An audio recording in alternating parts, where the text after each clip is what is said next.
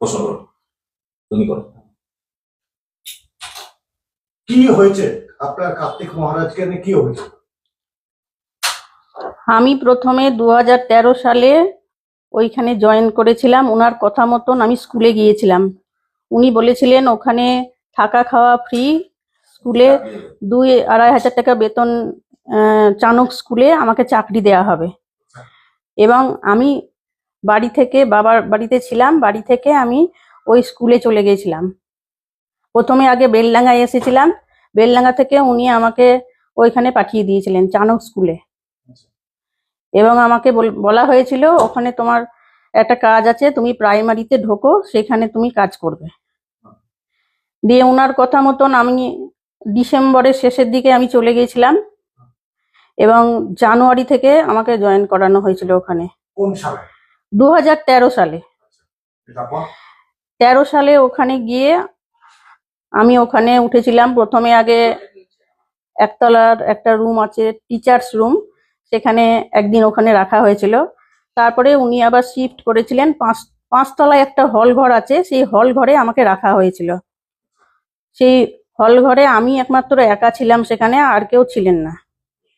হ্যাঁ, এবং আমাকে হঠাৎ একদিন মহারাজ ওখানে মাঝে মাঝে যেতেন স্কুলে পরিদর্শনের জন্য। ওনার তো অনেক স্কুল আছে, সেখানে উনি পরিদর্শনের জন্য যেতেন মাঝে মাঝে। এবং আমাকে কথা বলার জন্য হঠাৎ করে একদিন রাত্রে আমাকে ফোন করছেন যে আমি তোমার রুমে আসছি। আর ওনার সব স্কুলের দোতলায় একটা রুম থাকে, সেই রুমে উনি থাকতেন যেখানে যখন যেতেন। তা আমাকে 5 তলায় হঠাৎ রাত্রি 10:45 বাজে এরকম টাইমে দেখা করতে আসছি তোমার সঙ্গে, এই বলে আমাকে ফোন করা হয়েছিল। এবার আমি ভাবছি যে বোধহয় আমার ওই সেই প্রবলেমের জন্য উনি হয়তো কোনো কথা বলবেন, সেই জন্য হয়তো আমার সঙ্গে দেখা করতে চাইছেন। দিয়ে এবার আমি তখন বিছানা গুটিয়ে আবার ঠিকঠাক করে ওনার জন্য একটা চেয়ারও পেতে দিয়েছিলাম। চেয়ার পেতে আমি বাথরুমের দিকে গিয়েছিলাম। উনি দেখছি হঠাৎ করে এসে আমার বেডে বসে গেছেন। বেডে বসে আমার তখন 0 লাইট জ্বলছে, আমাকে তো একটু সময়ও দিলেন না যে আমি একটু রেডি হব। হ্যাঁ, এবার আমি নাইটের পোশাক পরে নিয়ে ওখানে শোয়ার ব্যবস্থা হয়ে গেছিল। হ্যাঁ, দিয়ে আমি বাথরুম থেকে ফিরে এসে দেখছি উনি আমার খাটের ওপরেই বসে গেছেন। দিয়ে এবার আমি তো তখন ওনার শরণাপন্ন হয়েছিলাম। এবার উনি হঠাৎ আমাকে বলে যে বড় লাইটটা জ্বালতে হবে না। এবার আমি 0 লাইট জ্বলছে, যা বললাম বড় লাইটটা জ্বালি। উনি বললেন যে বড় লাইট জ্বালতে হবে না, তুমি আমার সঙ্গে সবকিছু করো আর কি, মানে বুঝতেই পারছেন। এটা তো আর ডিটেলসে বলা, এরকম আমার জুন মাস অবধি চলেছিল, একদম জানুয়ারি থেকে জুন মাস অবধি। উনি ওখানে যতবারই গেছেন ততবারই আমাকে বলেছিলেন যে আমি 15 দিন অন্তর তোমার কাছে আসবো। দিয়ে আমি সেটা তখন রাজি হয়েছিলাম, কারণ আমি দেখলাম যে আমি বাড়ি থেকে বাবার কথা না শুনে কিছুটা রাগ করে অভিমান করেও আমি বাড়ি থেকে ওই আশ্রমে চলে গিয়েছিলাম। আর কিছুটা নিজে ইনকাম করতে পারবো সেই আশাতেই আমি গিয়েছিলাম। হ্যাঁ, আর উনার শরণাপন্ন হয়েছিলাম। আমার জীবনের সবটাই উনার হাতে নির্ভর করছিল তখন, মানে উনার প্রস্তাবে রাজি হওয়া ছাড়া আমার কোনো উপায় ছিল না। মানে বলতেই পারি জানুয়ারি থেকে জুন পর্যন্ত, মানে 6 মাসে 12 বার মিনিমাম। হ্যাঁ। তো এবার ওইভাবে উনি যখনই এসছেন ওনার ইচ্ছা মতন, কোনোদিন সকালে এসছেন আমার রুমে, কোনোদিন উনার দোতলার রুমে আমাকে ডেকেছিলেন, এইভাবে হয়েছে। আবার একবার বেলডাঙ্গাতে সমীর নামে একটা ছেলের বিয়ে দিলেন। হ্যাঁ, এবার আমাকে বললেন যে তুমি এখানে বেলডাঙ্গাতে 4 দিন থেকে যাও, বিয়েতে এসে আনন্দ করো। বেলডাঙ্গার আশ্রমে উনি যে রুমে থাকেন সেখানে আমাকে ডেকে পাঠালেন, তার পাশের রুমে একটা। সেদিন ওখানেও একদিন হয়েছিল আমাদের সম্পর্ক। হ্যাঁ, আপনার কি কোনো রকম মানে নার্সিং হোমে গেছেন আপনি? হ্যাঁ, আমি বলি আমার একটা অ্যাক্সিডেন্ট হয়ে গেছিল, ওইটার জন্যই আমার একটা অ্যাক্সিডেন্ট হয়েছিল, এবং ওটাই আমার সব থেকে জীবনে দুঃখজনক বিষয়। ওইখান থেকে আমি বড় আঘাত পেয়েছি জীবনে। কারণ মানে জুন মাসে ওখানে দেখা গেল যে আমি প্রেগনেন্ট। দিয়ে হঠাৎ ওইখানেরই একটা হসপিটাল আছে, ওই আশ্রমেরই হসপিটাল, সেখানে আমি প্রথমে টেস্ট করে জানতে পারলাম যে ওখানে আমার পজিটিভ ধরা পড়লো। তখন আমি ওনাকে জানালাম যে আমার এই ব্যাপার ঘটেছে, তাহলে আমি কি করব। উনি তখন ঘাবড়ে গেলেন, বলছেন যে তোমার হাতে পায়ে পড়ি, হ্যাঁ আমাকে তুমি প্রাণ ভিক্ষা দাও, নালে আমাকে হয় জেল হবে, নয় সুসাইড করতে হবে।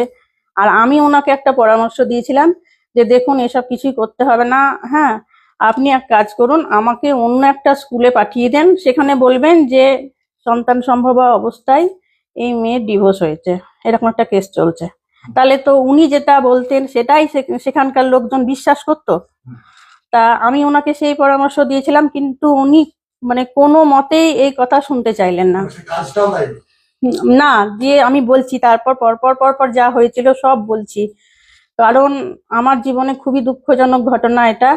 মানে আমি না বলে আর পাচ্ছি না, মানে এই জীবনে আমি না বলে এই জিনিসটা আমি শান্তি পাবো না, মরেও শান্তি পাবো না।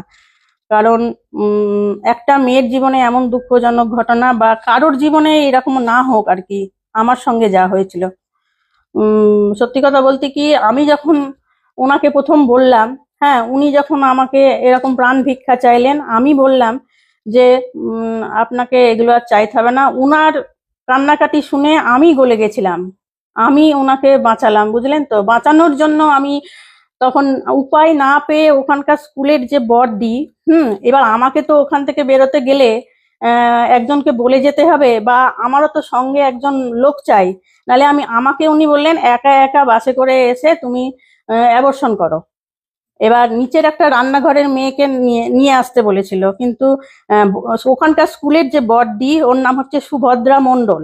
হ্যাঁ, তা সুভদ্রা মণ্ডল বলল যে দিদি তুমি থামো, বিদিশাদি তুমি থামো, আমি তোমার সঙ্গে যাব। তুমি মহারাজকে বলো যে আশ্রমেরই এই অ্যাম্বুলেন্সটা নিয়ে আমরা যাব। এবার অপর্ণা আর সেই সুভদ্রা দুজনে মিলে তখন আমার সঙ্গে গেল। এবার আমি একটা সুস্থ মানুষ, তখন কাউকে কিছু না বলে ওরা দুজন মিলে আমাকে এই অ্যাম্বুলেন্সে করে এখানে নার্সিং হোমে নিয়ে আসলেন। নার্সিংয়ের নাম মনে আছে? হ্যাঁ, এখানে আপনার ওই কি যেন নার্সিং হোমটার নাম,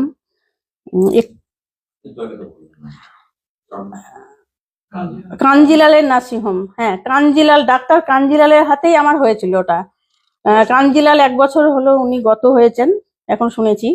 তা ডাক্তার কাঞ্জিলালের নার্সিং হোমেই, কাঞ্জিলালের হাতেই আমার ওই অ্যাবর্শনটা হয়েছিল। এবং তখন ওই স্কুলের যে বড়দি সুভদ্রা মণ্ডল, সে আমার বোন সেজে সই করেছিল, বলেছিল ওর বর বিদেশে থাকে, আমরা গ্রাম থেকে গাড়ি এনেছি, অ্যাম্বুলেন্স এনেছি, তা তাড়াতাড়ি করে আজকের মধ্যে এখনই আমাদেরকে চলে যেতে হবে তাড়াতাড়ি। আমাকে অজ্ঞান করে এটা করা হয়েছিল, এবং ভালো করে জ্ঞানও ফেরেনি তখন ওরা, মহারাজ আমাকে ফোন করছেন, হ্যাঁ বা বড়দিকে ফোন করছেন যে ইমিডিয়েট তোমরা আবার আশ্রমে ফিরে যাও। আর ডাক্তার কিন্তু আমাকে 24 ঘন্টা না হলে ছাড়তেই চাইছিল না। ওখানে বলছে একটা পেশেন্ট এরকম দাঁড়াতেই পারছে না, হ্যাঁ তাকে তোমরা এইভাবে নিয়ে যেতে পারো না, তাকে তোমরা নিয়ে যেতে পারো না। হ্যাঁ, 2 মাসের হয়ে গেছিল ওটা। তা তখনকার সময় তো 10 বছর আগের কথা বলি, তখনকার সময় তো আর সেই ওষুধ খেয়ে করার মতো ব্যবস্থা ছিল না। আর সবচেয়ে বড় কথা, আমি ওই স্কুল থেকে তো বাইরে বেরোতে পারতাম না ওদের পারমিশন ছাড়া। তা আমি বড়দির পারমিশন ছাড়া তো কোথাও যেতেই পারতাম না। কার্তিক মহারাজ আপনার এই প্রবলেমের পরে আপনি ওইভাবে দিয়ে আবার আমি বলি বাকিটা, দিয়ে আবার ব্যাপারটা হয়েছে যে আমি ওই মানে নার্সিং হোমে যখন ছিলাম, আমাকে ওইভাবে টানা হাঁচড়া করে নিয়ে আসা হলো। ওই দুটো মেয়ে আমাকে আমার কথা বিশেষ না ভেবে মহারাজের কথা ভাবলেন, মহারাজকে কি করে বাঁচাতে হবে সেই চিন্তা ওদের মাথায় ঘুরছে। আর আমিও উনাকে কি করে বাঁচাতে হবে সেই চিন্তা আমার মাথাতেও ঘুরছিল, কিন্তু উনি যে আমার সঙ্গে পরে ধোঁকাবাজি করবেন এটা তখন আমি বুঝতে পারিনি, বুঝলেন তো। আমি ভালো মানুষই মনে করেছিলাম উনাকে। বেশ, আপনি কি চান? কি চাইছেন?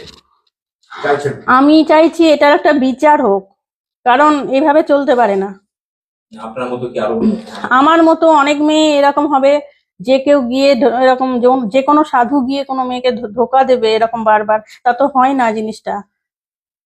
ঠিক আছে, আপনি হঠাৎ 10 বছর হয়ে গেছে, তাই এতদিন বলেননি কেন? এতদিন বলিনি আমার ফ্যামিলির জন্য। আমার বাবা মা আছে, আমার মেয়ে আছে। হ্যাঁ, এবার তারা যখন জানবে যে মায়ের একটা মহারাজের সঙ্গে এরকম হয়েছে, তা এই জন্য আমি লজ্জায়, নিজে দুঃখে অনেকদিন মানে লজ্জায় কষ্টে বলতে পারিনি কাউকে। যে সাহসটা পেলেন। হ্যাঁ, শ্বাস পেলেন। এখন এত বছর পর আমি দেখলাম আমার জীবনে তো দেয়ালে পিঠ থেকে গেছে। আর সবচেয়ে বড় কথা, একটা মানুষের পেটের খিদা হচ্ছে সব থেকে আগে। উনি আমার পেটে লাথি মেরেছেন। হ্যাঁ, এখন আর সহ্য করা যাচ্ছে না, কারণ উনাকে আমি সব বলেছি যে আমার এখন অবস্থাটা কিরকম।